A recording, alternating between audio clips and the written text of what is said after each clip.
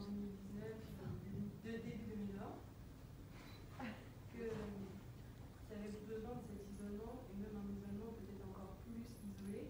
J'ai même pensé à un moment à David Thoreau ou To the Wild. Je me suis dit, il va nous faire, je sais pas, il va partir comme ça. Et puis après, il y a eu le confinement. Et finalement, tu reviens pile sur ce que j'imaginais qu'elle allait revenir. Et en fait, je voulais savoir, par rapport à ça, qu'est-ce que tu aurais à dire de ce retour à la nature, j'ai envie de dire, et de ta démarche qui est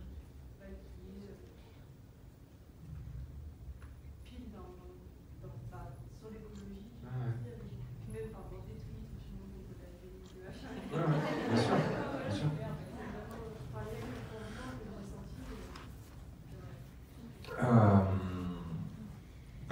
Oui, alors ça aussi c'est très très chaud. Ça aussi c'est rigolo que parfois plein de choses te rattrapent. Là en l'occurrence c'était pas l'envie de fuir, mais plutôt l'envie de retrouver ce que j'avais connu quand même plus de 27 ans de ma vie. Ce sud-là et ce rapport à la nature, ce rapport aux animaux qui étaient présents. Oui, mon oncle avait son potager, oui, ma grand-mère a toujours su comment faire telle ou telle chose. Voilà, c'est des choses que j'avais peut-être un peu oubliées en disant à Paris. Et il se trouve que, comme tu le dis, ça concorde aussi avec un mouvement d'époque, un changement où tout le monde ne fait pas ça, bien entendu, et d'ailleurs, c'est pas l'idée de dire ça, mais je veux dire, une époque fait que, peut-être, à un moment donné, j'ai eu cette possibilité de quitter la ville et de me rapprocher de quelque chose qui, en tout cas, moi, avec ma psychologie, avec ma construction, parce que c'est aussi, il y a plein de gens qui adorent aussi la ville, l'énergie de la ville, avec ma construction, avec ma psychologie, me faisait du bien. Voilà. Et c'est vrai que j'ai senti qu'il y avait un écho par rapport aussi à mes peurs de ce monde-là, par rapport à cette solitude qui des fois me rend heureux. C'est vrai, c'est presque un paradoxe, parce que je suis extrêmement bien là, et franchement je me sens très très bien, je vous le dis, il n'y a pas de jeu, il n'y a pas de... Je suis juste moi-même là. Je me sens très bien comme ça, de discuter avec vous, et en même temps je suis très bien tout seul, quoi. Et c'est toujours un truc où je me suis dit, ah mais ça on peut pas l'exprimer, parce que du coup ça voudrait dire que je vous aime pas, ou j'aime pas ce que je fais. C'est fou quand même, parce que c'est juste que j'arrive pas à comprendre comment il y a une partie de moi qui dit, bah, ok, je monte sur scène, ok, c'est parti. Et là, j'ai toujours pas compris ça.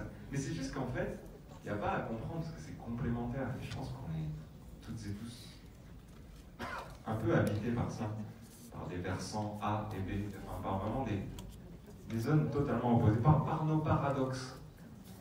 On est quand même dans une époque qui nous... Et les gens qui d'ailleurs Je veux dire, on est dans une époque où, ben non, on peut pas avoir ces paradoxes-là. Il faut que tu choisisses ton camp, mec. Il faut que tu sois comme ça. Mais t'es comme ça, mais t'as dit que t'étais comme ça. Mais alors pourquoi tu fais ça? Parce que ah non, du coup, ça veut dire que t'es là. Et en fait, c'est insupportable. Entre un espèce de truc parfait et de truc un peu foireux, brouillon, ben, au milieu, il y a un truc qui s'appelle la vie. Et la vie, c'est la vie quotidienne, on la partage tous de la même façon. On a nos paradoxes. On ne peut pas être dans un truc ultime, parfait, etc. Et là où j'ai pris conscience de l'écho avec cette période, avec cette époque, c'est vraiment par rapport aux chansons. Parce qu'en fait, les chansons, elles étaient finies totalement, enregistrées, tout était fini en février. Antoine Gaillet allait commencer à les mixer. Mais quand Antoine commence à mixer, généralement, moi je n'interviens plus, on ne fait pas de voix, d'instruments, c'était vraiment fini. Sans parler des textes, évidemment, et des musiques qui étaient aussi totalement écrites depuis déjà un peu de temps. Et là, juste après commence le confinement, c'est-à-dire que juste après que je me retrouve avec ces chansons terminées, et il y a un moment où le confinement commence, et où là, chaque jour, effectivement, je me dis, je me retrouve avec une chanson qui s'appelle La Fièvre, quand même. Je me retrouve avec une chanson qui s'appelle La Bise. Mais enfin, vraiment, je vous promets, c'est très étrange. Je me souviens de ça à chaque fois que je parle de cet album, c'est que Et tous les matins, je me levais, j'appelais toutes les personnes autour de moi pour leur dire « Mais tout le monde va penser que j'ai écrit ça pendant le confinement, il faut sortir cet album tout de suite, etc. » C'est vrai, et on me disait que calme-toi, ces chansons sont pas encore mixées, déjà, c'est important. Et ensuite, prends le temps aussi. Prends le temps, il faut que tu penses à plein de trucs, les clips que tu vas écrire avec prise, ta pochette, t'as même pas de nom d'album, mec. C'est vrai, à l'époque, je n'avais pas de nom d'album. Et c'est pendant le confinement, ne pouvant pas aller voir ma grand-mère, que un jour, voilà, c'était Aimer. Et quand j'ai dit, bah, j'ai trouvé le nom de l'album, c'est Aimer. On me dit, oui, super, après Love. J'ai dit, mais non, pas Aimer, ER. Aimer et E. Ma mémé. Et là, on a dit, ah oui, c'est bien ça. Ah, ça, c'est bien. Et je dis, ben oui, c'est bien.